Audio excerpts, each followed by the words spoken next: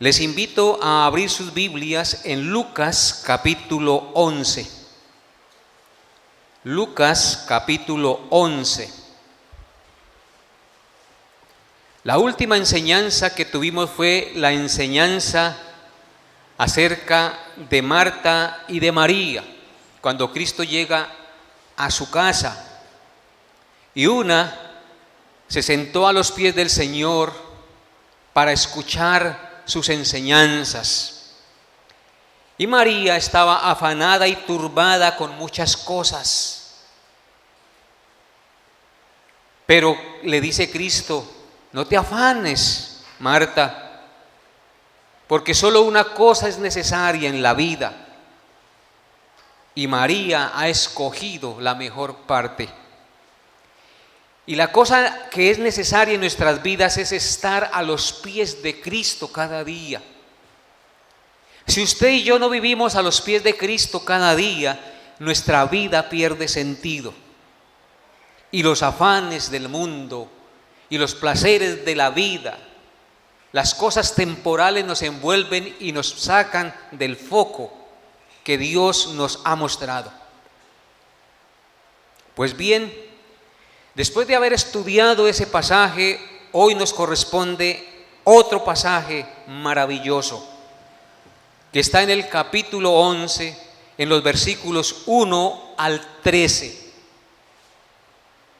Vamos a leer este pasaje para familiarizarnos con esta preciosa enseñanza.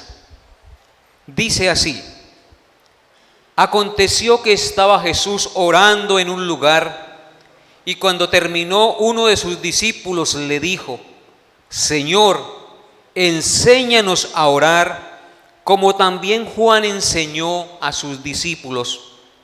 Y les dijo: cuando oréis, decid: Padre nuestro que estás en los cielos, santificado sea tu nombre, venga tu reino, hágase tu voluntad como en el cielo, así también en la tierra. El pan nuestro de cada día, dánoslo hoy, y perdónanos nuestros pecados, porque también nosotros perdonamos a todos los que nos deben, y no nos metas en tentación, mas líbranos del mal. Les dijo también: ¿quién de vosotros que tenga un amigo va a él a medianoche y le dice: amigo, préstame 3 panes, porque un amigo mío ha venido a mí de viaje y no tengo qué ponerle delante? Y aquel, respondiendo desde adentro, le dice: no me molestes, la puerta ya está cerrada y mis niños están conmigo en cama, no puedo levantarme a dártelos. Os digo que aunque no se levante a dárselos por ser su amigo, sin embargo, por su importunidad se levantará y le dará todo lo que necesite. Y yo os digo: pedid y se os dará, buscad y hallaréis, llamad y se os abrirá, porque todo aquel que pide recibe, y el que busca halla, y el que llama se le abrirá. ¿Qué padre de vosotros, si su hijo le pide pan, le dará una piedra? ¿O si le pide pescado, en lugar de pescado le dará una serpiente? ¿O si le pide un huevo, le dará un escorpión? Pues si vosotros, siendo malos, sabéis dar buenas dádivas a vuestros hijos, ¿cuánto más vuestro Padre Celestial dará el Espíritu Santo a los que se lo pidan? Amén. Estas palabras que acabamos de leer de boca de nuestro Señor Jesucristo son palabras que valen más que el oro y la plata. Son palabras maravillosas que nos llenan de confianza, que nos llenan de esperanza y de consuelo en un mundo caído y perverso. Mis hermanos, el tema central de este pasaje que acabamos de leer, ¿qué es? ¿Cuál es el tema central? La oración. A simple vista se ve que el tema central del pasaje es la oración. Por tanto, el Señor quiere seguir instruyendo a sus discípulos acerca de este tema. El Señor quiere instruir a su iglesia con este importante tema en la vida de los hijos. Este pasaje, en el cual el tema central es la oración, lo dividiremos en 3 puntos para un mejor entendimiento. El primer punto es el contenido de la oración, el cual lo encontramos en los versículos 1 al 4. El segundo punto de nuestro sermón será la perseverancia en la oración, versículos 5 al 10. Y el tercer punto será la confianza en el que responde la oración, versículos 11 al 13. Debido al gran contenido de enseñanzas que tiene este precioso pasaje que acabamos de leer, en este día solo meditaremos en el primer punto, es decir, en el contenido de la oración. Por tanto, la predicación lleva por título el contenido de la oración. Veamos pues el contenido de la oración. Versículos 1 al 4. Aconteció que estaba Jesús orando en un lugar, y cuando terminó, uno de sus discípulos le dijo: Señor, enséñanos a orar como también Juan enseñó a sus discípulos. Y les dijo: cuando oréis, decid: Padre nuestro que estás en los cielos, santificado sea tu nombre, venga tu reino, hágase tu voluntad como en el cielo, así también en la tierra. El pan nuestro de cada día, dánoslo hoy. Perdónanos nuestros pecados, porque también nosotros perdonamos a todos los que nos deben, y no nos metas en tentación, mas líbranos del mal. Amén. Aquí tenemos en estos 4 versículos el contenido de la oración que nuestro Señor Jesucristo enseñó a sus discípulos. O esa oración que comúnmente la conocemos como ¿qué? Como el Padre Nuestro, y que es la oración más conocida y más repetida en toda la historia de la humanidad, pero que también es la oración más mal entendida en el cristianismo, porque muchas veces se enseña a repetir esta oración como se repite, como repiten las palabras un loro, creyendo que por rezar 3 Padres Nuestros o 4 Padres Nuestros el Señor nos va a bendecir, aunque a veces lo hace en su misericordia y en su gracia. Pero esta oración es para entenderla y meditarla. No es una oración verdaderamente para repetirla, sino es una oración que tiene un bosquejo, un esquema en el cual debemos meditar palabra por palabra en esa oración y entender profundamente lo que estamos diciendo cuando estamos diciendo cada palabra. Entonces, lo primero que podemos ver en el versículo 1 del capítulo 11 es la influencia del buen ejemplo. Noten lo que dice el versículo 1. Aconteció que estaba Jesús orando en un lugar, y cuando terminó, uno de sus discípulos le dijo: Señor, enséñanos a orar como también Juan enseñó a sus discípulos. Entonces, vemos que este versículo nos enseña la influencia del buen ejemplo. El Evangelio de Lucas particularmente nos muestra muchas veces al Señor Jesús orando y a sus discípulos observándolo. Indudablemente este ejemplo de Jesús orando y sus discípulos observándolo causó que sus discípulos fueran motivados a aprender a orar, a querer ser como su Señor y Maestro. Y por esto uno de ellos le dice: Señor, enséñanos a orar. Y se lo dice precisamente cuando Jesús terminó de orar.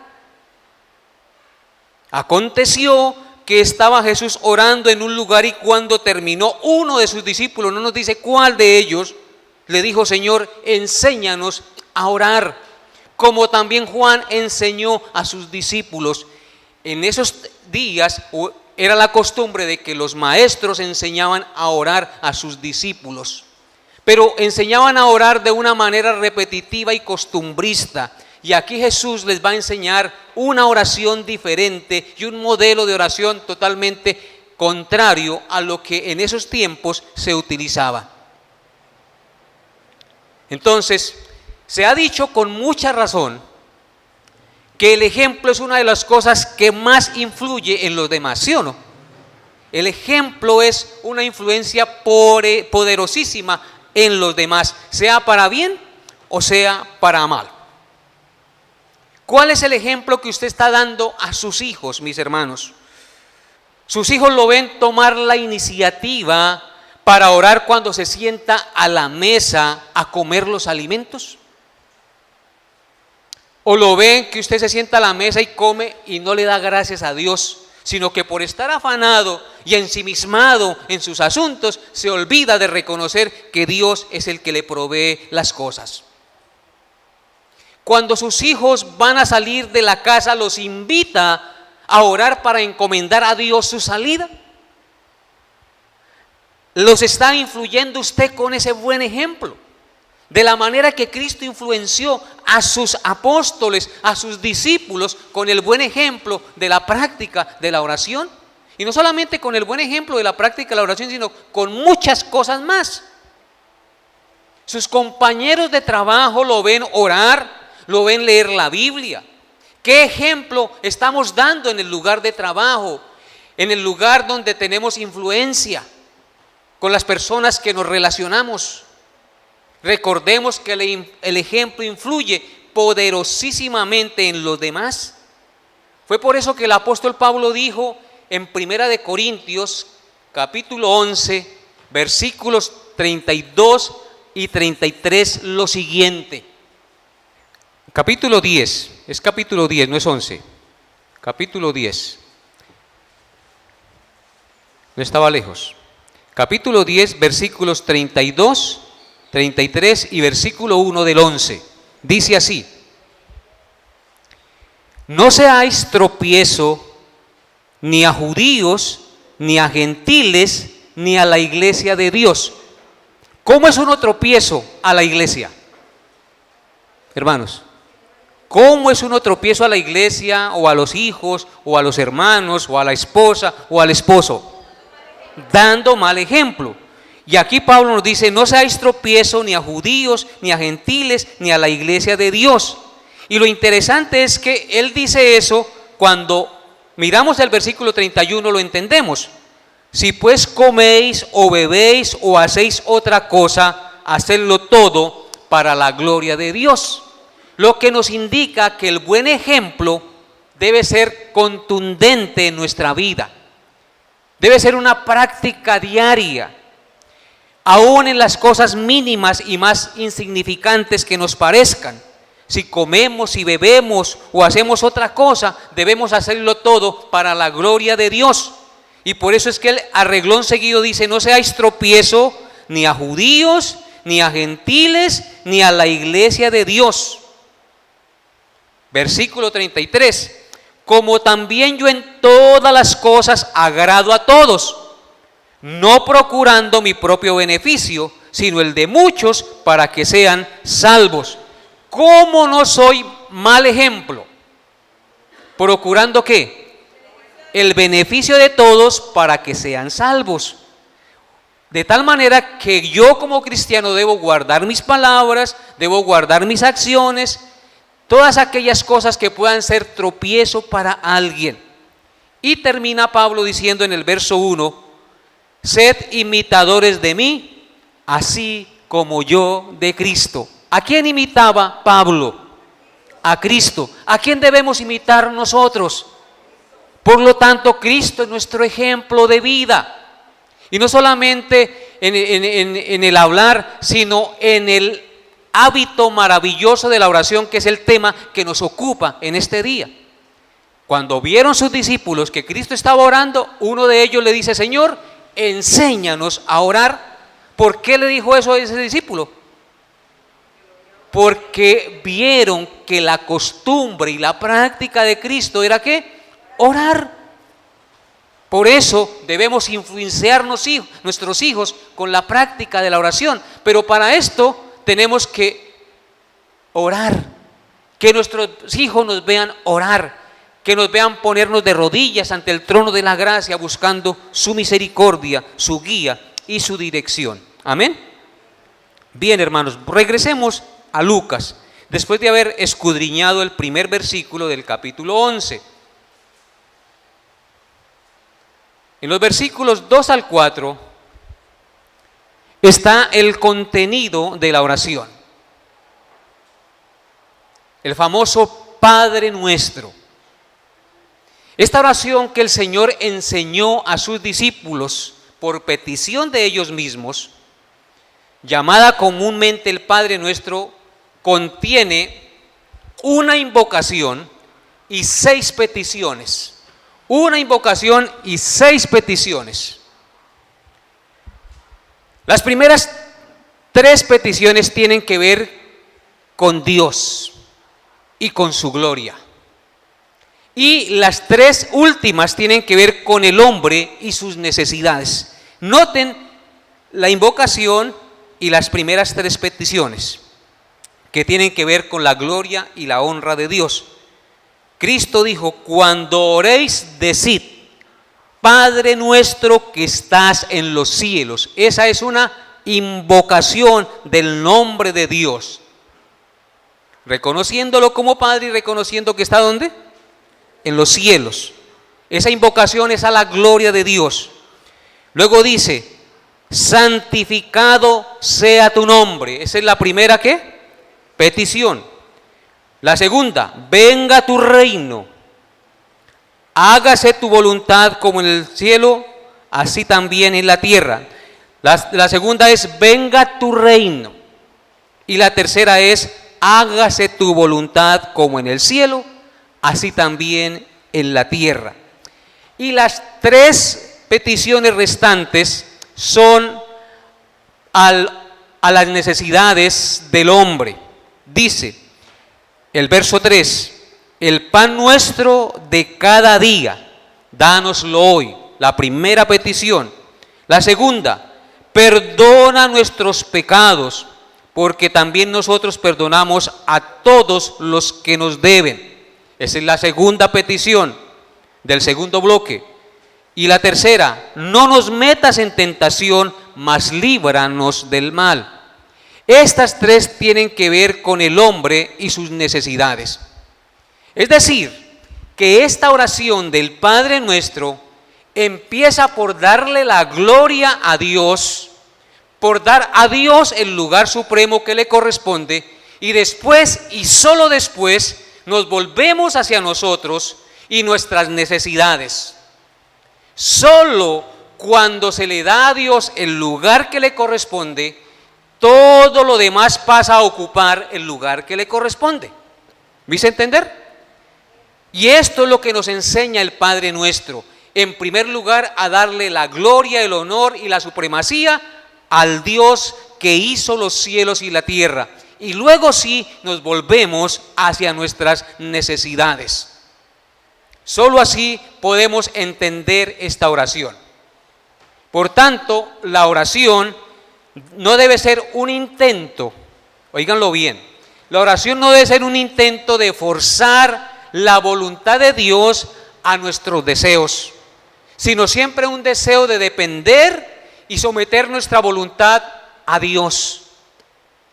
Muchos oran tratando de coaccionar la voluntad de Dios para que la voluntad de Dios se someta a sus deseos, pero el Padre Nuestro nos enseña todo lo contrario, que nosotros nos sometemos a Dios, a su voluntad y aceptamos su voluntad.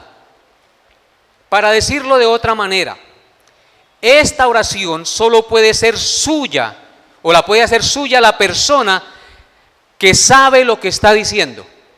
Usted no puede hacer suya una oración cuando usted no sabe lo que está diciendo, cuando está repitiendo las cosas como un loro. Y solo sabe lo que está diciendo aquel que es discípulo de Cristo. Por tanto, solo en los labios de un discípulo de Cristo, esta oración adquiere su pleno significado. ¿Por qué razón? ¿Por qué razón, mis hermanos? Porque si usted nota, dice, cuando oréis decid Padre nuestro. Jesucristo les enseña a orar debido a que un discípulo le pide que le enseñe a orar. Por lo tanto, esa oración es ¿para quién? Para los discípulos del Señor Jesús. Para los discípulos del Señor Jesús. Y solo en los labios de un discípulo de Cristo esta oración adquiere un verdadero significado. Veamos entonces en primer lugar la invocación. Padre nuestro. Vamos a ir mirando la oración palabra por palabra. Padre nuestro. Esta expresión de invocación, Padre nuestro, nos muestra que la oración tan solo es válida para los discípulos de Cristo, como ya lo había dicho, ya que solo por Jesucristo tenemos derecho de ser hijos de Dios y por consiguiente el derecho de llamarle Padre. Noten que Cristo dice, cuando oréis, decid Padre nuestro. Padre nuestro.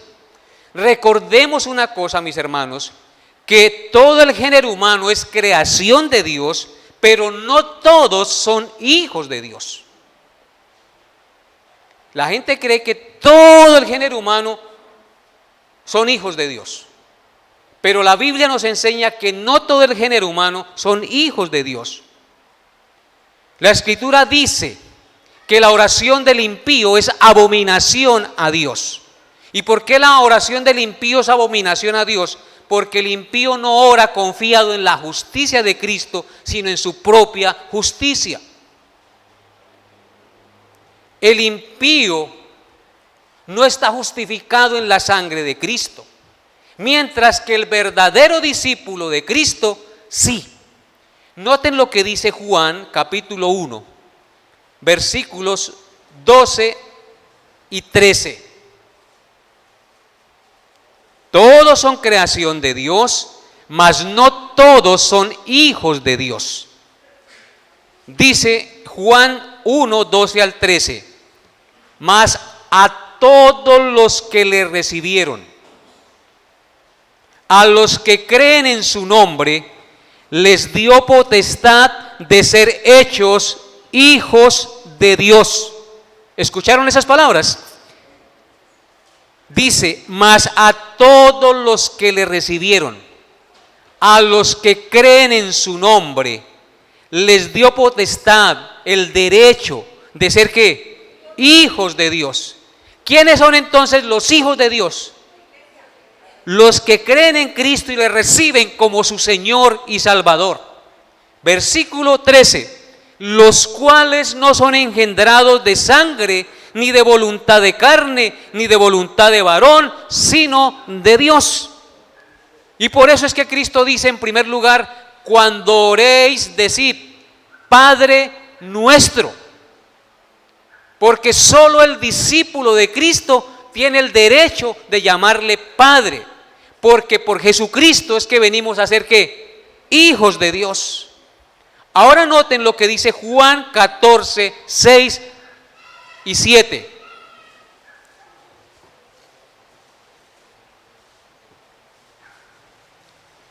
Yo soy el camino, dice Cristo, la verdad y la vida, y nadie viene ¿a dónde? Al Padre, sino por mí. O sea que cuando yo oro para que mi oración pueda subir al trono de la gracia, tengo que ir a través de ¿quién? de Cristo. Y por Cristo es que venimos a ser hijos. Y por eso Cristo en el Padre Nuestro dice, cuando oréis decid, Padre Nuestro. Padre Nuestro, porque solo por Cristo podemos llamar Padre a Dios. ¿No es verdad que muchos oran sin tener en cuenta esa verdad? Y por eso este es un tratado profundo acerca de la oración. Este Padre Nuestro, que comúnmente se escucha en todas partes, pero que muy pocos saben su verdadero significado. Y la segunda palabra es que estás en los cielos. Que estás en los cielos. Esta expresión, que estás en los cielos, Padre Nuestro, que estás en los cielos, nos enseña que este Padre Nuestro al cual invocamos no es un Padre terrenal, sino un Padre celestial. Es decir, diferente a todos los padres humanos, porque Él es santo, divino y único, y que está por sobre todas las cosas. De tal manera pues que cuando usted dice, Padre Nuestro que estás en los cielos, usted está con esta expresión invocando y reconociendo que el Padre al cual usted invoca está por sobre todas las cosas, que es un Padre diferente a todos los padres de la tierra, que es diferente a todo padre humano, porque Él es divino, porque Él es santo, porque Él es único y está por sobre todo. Que estás en los cielos, es decir, que está por sobre todas las cosas. Ese Padre al cual por Jesucristo me gané el derecho de ser hijo y de llamarle Padre, está por sobre todas las cosas, es único, es santo, es perfecto, es divino, diferente a todos los demás. No hay otro igual. Y de eso usted debe ser consciente cuando usted esté leyendo estas palabras del Señor Jesús. Después de haber visto la invocación, ahora miremos la primera petición. Santificado sea tu nombre. Esa es la primera petición. Noten que no es una petición para nosotros, ¿cierto?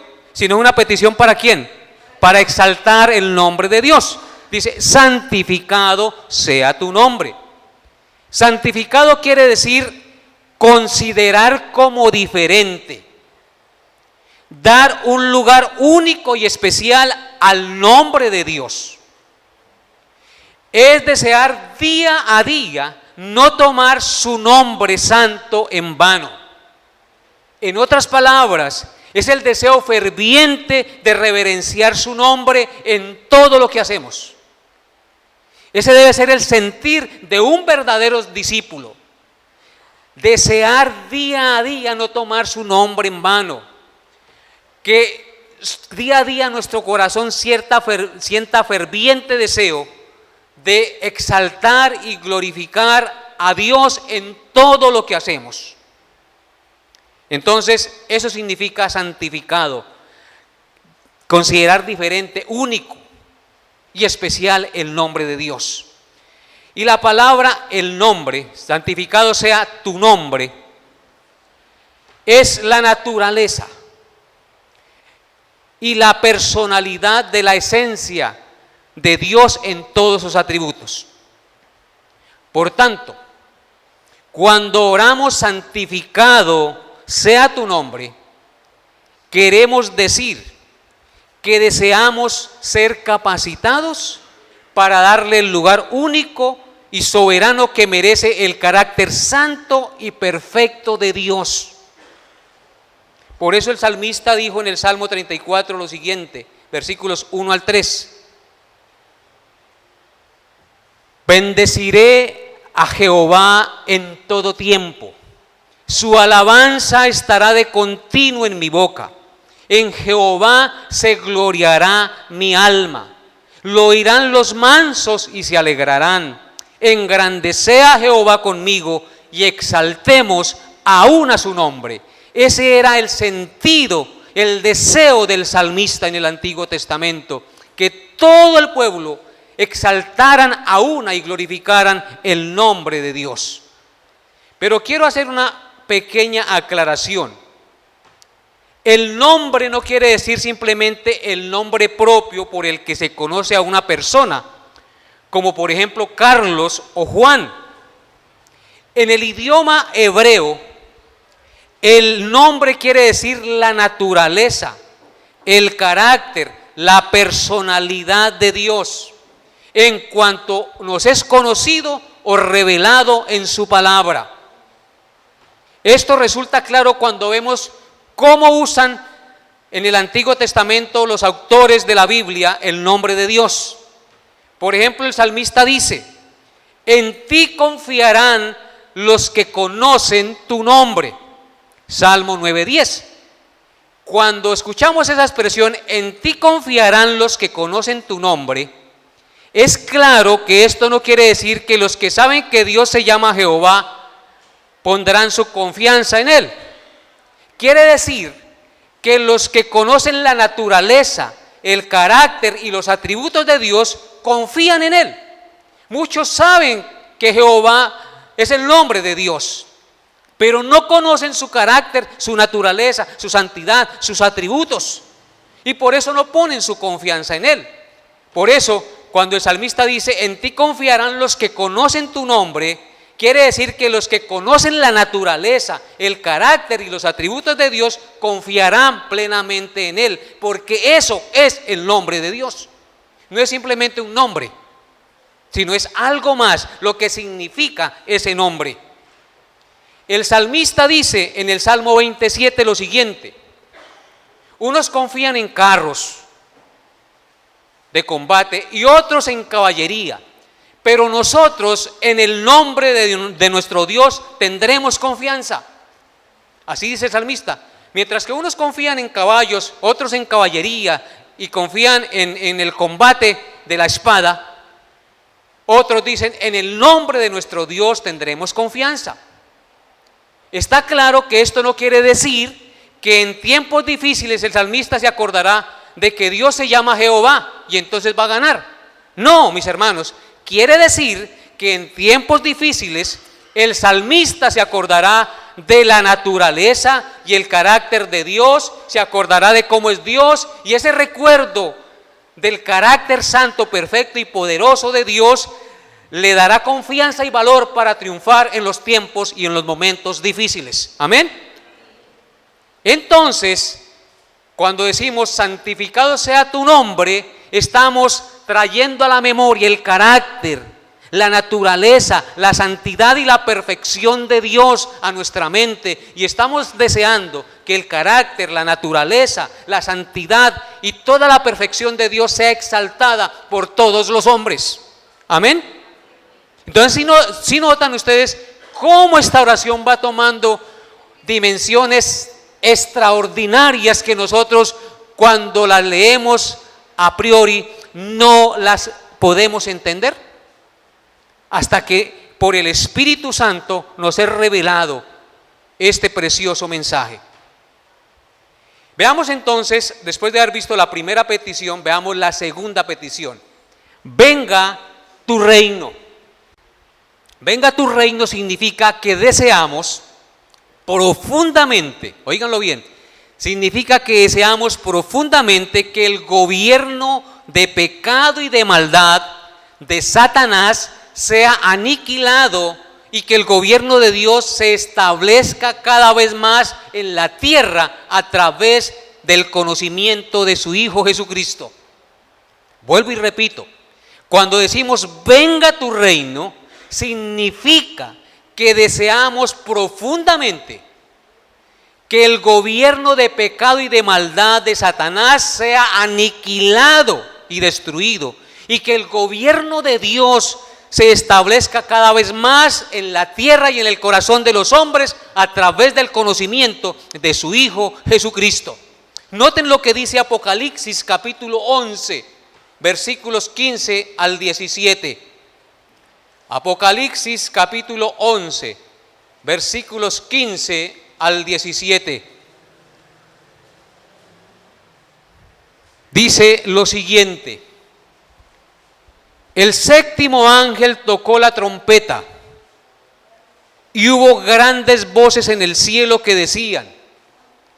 El séptimo ángel tocó la trompeta y hubo grandes voces en el cielo que decían: los reinos del mundo han venido a ser de nuestro Señor y de su Cristo, y Él reinará por los siglos de los siglos.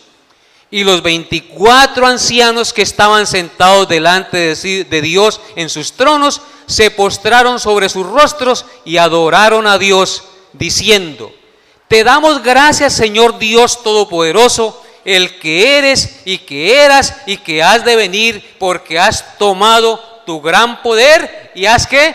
Reinado. Mis hermanos, Apocalipsis nos muestra la consumación total del gobierno de Cristo sobre todas las cosas. En estos momentos pareciera que el mundo estuviera sin el gobierno de Dios. Pero Dios está gobernando en este mundo a través de su iglesia e instaurando su conocimiento. Y es por eso que nosotros somos tan responsables de proclamar la verdad de Dios, porque nosotros la conocemos. Y cuando nosotros proclamamos la verdad de Dios en su Hijo Jesucristo, estamos haciendo como hombres lo posible para que el reino de Dios ¿qué? Se establezca. Estamos, en otras palabras, diciendo: venga a nosotros tu reino. El reino de Dios no puede venir si su palabra santa, perfecta, no se predica. Amén. Entonces, cuando decimos venga tu reino, estamos diciendo que el gobierno de pecado se acabe y sea aniquilado, y que se establezca cada vez más el gobierno de Jesucristo en el corazón de los hombres y en su iglesia a través del conocimiento de su verdad. Y veamos entonces la tercera petición: hágase tu voluntad como en el cielo, así también en la tierra. Hágase tu voluntad como en el cielo, así también en la tierra. Al decir estas palabras, expresamos dos cosas como verdaderos discípulos. Al decir hágase tu voluntad como en el cielo, así también en la tierra, estamos expresando dos cosas como verdaderos discípulos. Número uno, estamos expresando el deseo vehemente de que el número de los convertidos a Cristo se aumente grandemente, porque solo ellos procuran hacer la voluntad de Dios sobre la tierra expresada en su bendita palabra. ¿No es verdad? Que solo los que conocen a Cristo verdaderamente, llegan a ser discípulos de Cristo, son los que procuran hacer la voluntad de Dios sobre la tierra. Por eso cuando usted y yo expresamos hágase tu voluntad como en el cielo, así también en la tierra, estamos pidiendo a Dios que se aumente el número de los convertidos a Cristo, pero grandemente, porque solo ellos procuran hacer la voluntad de Dios sobre la tierra. Los que no conocen a Cristo no procuran hacer su voluntad, sino hacer su propia voluntad, porque no están regidos bajo el poder de la palabra de Dios, sino bajo sus propias ideas, bajo sus propios principios. Y en segundo lugar, con esta expresión también queremos decir que tenemos un deseo vehemente de que los enemigos de Dios que aborrecen sus leyes sean disminuidos, sean abatidos y juzgados por oponerse a la perfecta voluntad de Dios, para que llegue pronto el tiempo en que todos los hombres sobre la tierra rindan obediencia voluntaria a Dios como lo hacen los ángeles en el cielo. Me explico. Cuando decimos hágase tu voluntad como en el cielo, así también en la tierra, estamos expresando el deseo vehemente de que los enemigos de Dios que aborrecen sus leyes sean disminuidos, abatidos y juzgados. ¿No es eso lo que a veces sentimos en nuestro corazón cuando vemos tanta maldad e injusticia en este mundo? Queremos que Dios haga justicia y que acabe con la maldad. Pues cuando estamos diciendo, hágase tu voluntad como en el cielo, así también en la tierra, esto también es lo que queremos decirle a Dios, que acabe con los impíos, que destruya a los que se oponen a sus leyes, a los que aprueban el matrimonio entre homosexuales, a los que se mofan de la palabra de Dios y la tienen por basura. Y estamos deseando que el reino de Dios se establezca en el corazón de los hombres para que se haga su voluntad como hacen los ángeles en el cielo, que solo obedecen la voluntad de Dios perfectamente.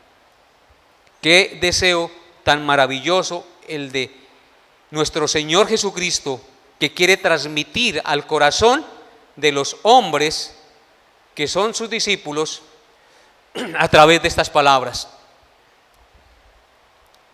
Entonces ya hemos visto las primeras ¿qué? 3 peticiones y hemos visto la invocación. La invocación es: Padre nuestro que estás en los cielos. La primera petición es: santificado sea tu nombre. La segunda petición es: venga a nosotros tu reino. Y la tercera es: hágase tu voluntad como en el cielo, así también en la tierra. Eso compete a la gloria y la honra ¿de quién? De nuestro Dios, como en los 10 mandamientos de la ley moral de Dios, que los primeros 4 son a la gloria y honra de Dios, y los 6 restantes al beneficio y la honra del prójimo. Entonces la segunda parte de la oración trata de las necesidades esenciales del ser humano. ¿Cuáles son esas necesidades esenciales del ser humano de que habla el Padre Nuestro? Primero, pedimos pan, es decir, lo que necesitamos para nuestra vida, para nuestro mantenimiento físico. Segundo, pedimos perdón y así buscamos la reconciliación con Dios. Y tercero, pedimos ayuda para ser librados de la tentación y ser librados del malo, y así vivimos en santidad. Entonces, veamos las 3 peticiones restantes. La cuarta petición: el pan nuestro de cada día, dánoslo hoy. Cuando hacemos esta petición, el pan nuestro de cada día, dánoslo hoy, es porque reconocemos también 2 cosas. O Cristo quiere que reconozcamos 2 cosas. Reconocemos que Dios es el que provee y no nosotros todo lo que necesitamos para nuestro sostenimiento de nuestra vida física. Cuando decimos el pan nuestro de cada día, estamos diciendo: Señor, tú eres quien nos provees, tú eres quien nos das todas las cosas. En realidad no somos nosotros. Y en segundo lugar, esta petición también nos enseña que tenemos que depender día a día de nuestro Padre Celestial para nuestro sustento. Por eso es que Él dice: el pan nuestro de cada día, dánoslo hoy. No nos manda a pedir el pan para un año, sino nos manda a depender de Dios ¿qué? Todos los días, como el pueblo de Israel fue enseñado por Moisés en el desierto a depender cada día del pan que Dios les enviaba. Y tenían que salir ¿a qué? A recogerlo, y si recogían doble porción se les agusanaba. Día a día usted y yo debemos depender de la buena voluntad y del amor de Dios para nuestra provisión.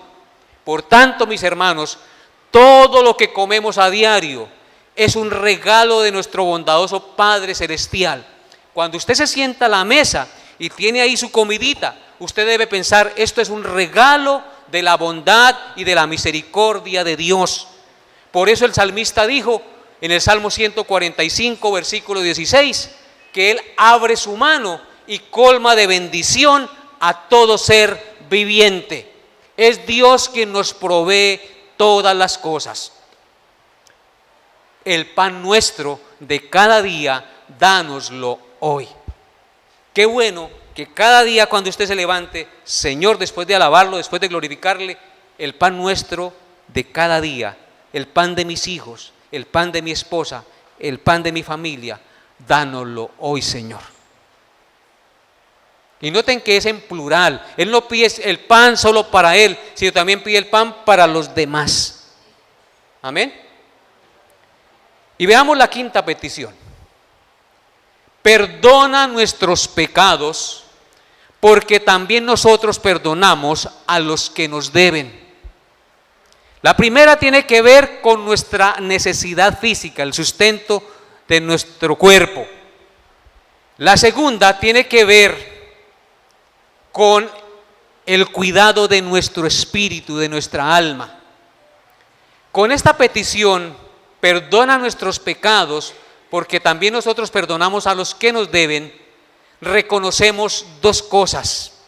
Número uno, que somos criaturas caídas, culpables y depravadas, que pecamos mucho cada día y por tanto necesitamos reconocer ante Dios nuestros pecados día a día. ¿Reconoce usted ante Dios sus pecados día a día? Esta es una exhortación. Este Padre nuestro nos invita día a día a reconocer nuestras faltas, nuestros pecados, nuestras culpas delante de Dios. Nos invita a reconocer nuestra debilidad física, nuestra condición pecaminosa delante del Dios santo y soberano. Y número dos, esta petición también nos indica que los discípulos de Cristo siempre perdonan a sus ofensores, porque la petición dice: perdona nuestros pecados como también nosotros perdonamos a los que nos deben. Un verdadero discípulo de Cristo siempre perdona al que lo ofende y siempre procura reconciliarse con el que está peleado. Es incoherente pedirle perdón a Dios de sus pecados si usted ¿qué? No perdona al que lo ha ofendido. Perdona nuestros pecados porque también nosotros, es decir, porque también un verdadero discípulo de Cristo perdona al que lo ofende. Y eso nos confronta, ¿no es verdad? Porque muchas veces nosotros no queremos perdonar y endurecemos nuestro corazón. Y decimos: fue que la que me hizo fue muy grande. Y perdonan de labios, pero en su corazón hay resentimiento. Y no perdonan de verdad, sino que se guardan el pan para con el chocolate. ¿Sí o no? Y veamos la sexta petición. No nos metas en tentación, mas líbranos del mal. No nos metas en tentación, mas líbranos del mal. En esta petición el Señor nos enseña a ser conscientes de dos peligros diarios a los que estamos expuestos como hijos de Dios y por los cuales debemos pedir a nuestro Padre Celestial su protección. ¿Cuáles son esos dos peligros diarios a los cuales estamos expuestos usted y yo como hijos de Dios? Ellos son la tentación y el mal. La tentación y el mal. Cuando oramos a Dios, no nos metas en tentación, no queremos decir que Dios incite al hombre a pecar. Porque ahí dice que Dios es el que nos mete en tentación. Parece que dijera eso. No quiere decir que Dios nos incite a pecar. Lo que quiere decir es que suplicamos a aquel que dirige todas las cosas y que sin su permiso nada puede acontecer. Que no seamos tentados más allá de lo que podamos resistir. Es decir, estamos reconociendo la soberanía de Dios por sobre todas las cosas y estamos reconociéndole a Dios que si Él no pone y no da permiso al enemigo para que nos haga caer, no sucederán las cosas. Amén. Entonces estamos reconociendo eso. Cuando le pedimos al Señor que nos libre del mal, le pedimos que nos proteja de los ataques del maligno, es decir, de Satanás, el enemigo de Dios y de su iglesia, que siempre está como león rugiente buscando a quien devorar. Cuando le pedimos que nos libre del mal, estamos reconociendo que solo Él tiene el poder para guardarnos, porque nuestras fuerzas no podemos. Noten que todo el Padre nuestro redunda ¿para quién? Para la gloria de Dios. En otras palabras, estamos pidiendo lo que Dios pidió a Cristo por nosotros. No te pido que los quites del mundo, sino que los guardes del malo o del mal. Mis amados hermanos, con esto termina la primera parte de nuestro sermón. ¿Cómo llama el primer punto de nuestro sermón que vimos hoy? El contenido de la oración. Esta oración es tan profunda, esta oración tiene tantas enseñanzas que un sermón no basta para explicar todas las riquezas y las maravillas que se encuentran ahí consignadas. Espero, mi amado hermano que me escuchen esta mañana, que después de haber escuchado lo que significa orar el Padre Nuestro, usted ore con el entendimiento del Santo Espíritu, y que cada vez que usted mencione esta oración lo haga en espíritu y en verdad, para honrar y glorificar el nombre de Dios, y para que usted pueda ver con sus propios ojos la bondad y la misericordia de Dios prometida para sus hijos cada día. Porque Él prometió darnos el pan, y por eso es que Él dice: danos hoy, cuando oréis, decida al Padre: danos hoy nuestro pan de cada día. Usted tiene la posibilidad de ser perdonado cada día de sus ofensas por Dios, y usted tiene la posibilidad de ser guardado todos los días de su vida si acude a Dios para decirle: no me dejes caer en tentación, porque no quiero ofenderte, líbrame del malo, Señor. ¿No les parece que son herramientas supremamente poderosas que Dios nos ha dado para que nosotros como hijos crezcamos y mostremos la gloria de Cristo en este mundo? Por eso fue que Cristo dijo: velad y orad para que no entréis en tentación. Si nuestro cristianismo es mediocre, resulta entonces que nosotros no creemos ni hemos entendido lo que Dios ha consignado en su bendita palabra en favor de nosotros. De manera pues que esto es una riqueza infinita de bendiciones dadas por Cristo en favor de sus discípulos. Amén. Coloquémonos en pie y démosle gloria a Dios.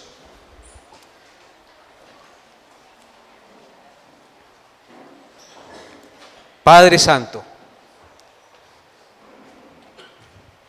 tenemos el privilegio de llamarte Padre, porque tu Hijo murió y pagó por nuestros pecados, y por la fe en su perfecto sacrificio hemos venido a ser hechos hijos de Dios, que no hemos sido engendrados de carne ni de voluntad de sangre ni de voluntad de varón, sino de Dios. Gracias por ese privilegio de ser hijos tuyos, por la mediación de tu Hijo Jesucristo.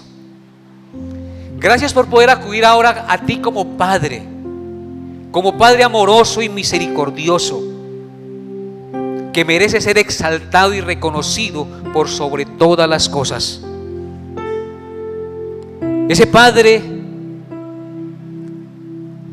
que es santo y perfecto, y del cual anhelamos que su reino sea sobre la tierra, que se establezca en nuestros corazones, que tu voluntad sea hecha como en el cielo, así también en la tierra, que el reino de las tinieblas, que los que se oponen a tu ley, que los que van en contra de tus santos mandamientos,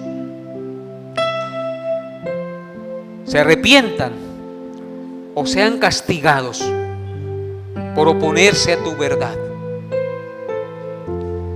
Gracias, Señor, porque tú nos das el pan cada día, pero tenemos que pedírtelo, y eres tan bueno que aún sin pedirte el pan nos provees. Pero tú quieres que seamos conscientes cada día como hijos y discípulos que eres tú quien nos provees a diario, que eres tú que nos das el pan que tenemos a la mesa. que eres tú quien nos da la salud para poder trabajar, que eres tú quien nos da la familia, el esposo, la esposa, los hijos.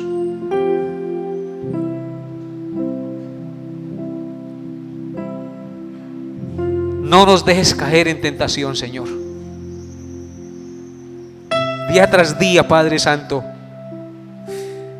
estamos rodeados y expuestos a pecar contra ti, a ofender al hermano, a ofender al prójimo.